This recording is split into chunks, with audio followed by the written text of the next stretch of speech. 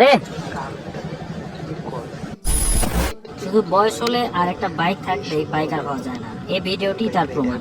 আপনাকে বুঝতে হবে আপনার বাইকটা কত স্পিডে চালালে কতটুকু রেঞ্জের মধ্যে বাইকটা থামাতে পারবেন, আপনার সামনে থাকা কোন গাড়িটি কোন দিকে ইন্ডিকেটর লাইট দিচ্ছে, বা রাস্তার কোন কন্ডিশনে আপনাকে কত স্পিডে বাইক চালাতে হবে।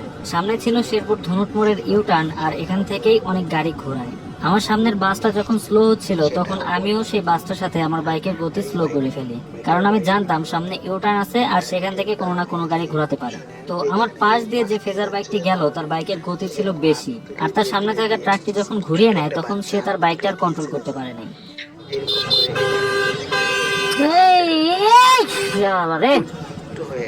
আর যখন বাইকার ভাইটি ট্রাক ড্রাইভারের সাথে তর্ক করতেছিল তখনও খেয়াল করলে দেখবেন ট্রাকের ইন্ডিকেটর লাইট জ্বলতেছিল। আসলে এখানে আমি ট্রাক ড্রাইভারের কোনো দোষ দেখতে পাচ্ছিলাম না। একজন টু হুইলার হিসেবে আপনাকে অবশ্যই চারিদিকে খেয়াল করে বাইক চালাতে হবে। টান দেন, নদীকে টান দেন, নদীকে টান দেন।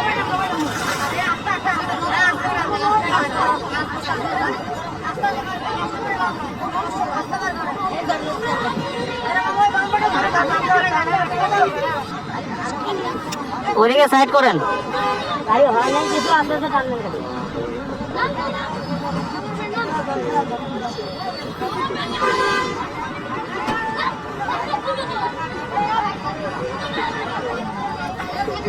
সমস্যাটা আমি মনে করলাম মোটর সাইকেলেরই, অল্পের জন্য জীবনটা বেঁচে গেছে।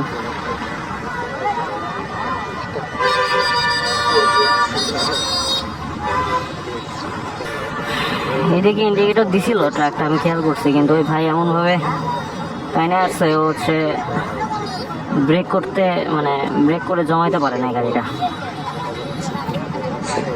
আর ওই ট্রাকটা ইউটার্ন দিছিল, তো অল্পের থেকে বেঁচে গেছে, আলহামদুলিল্লাহ।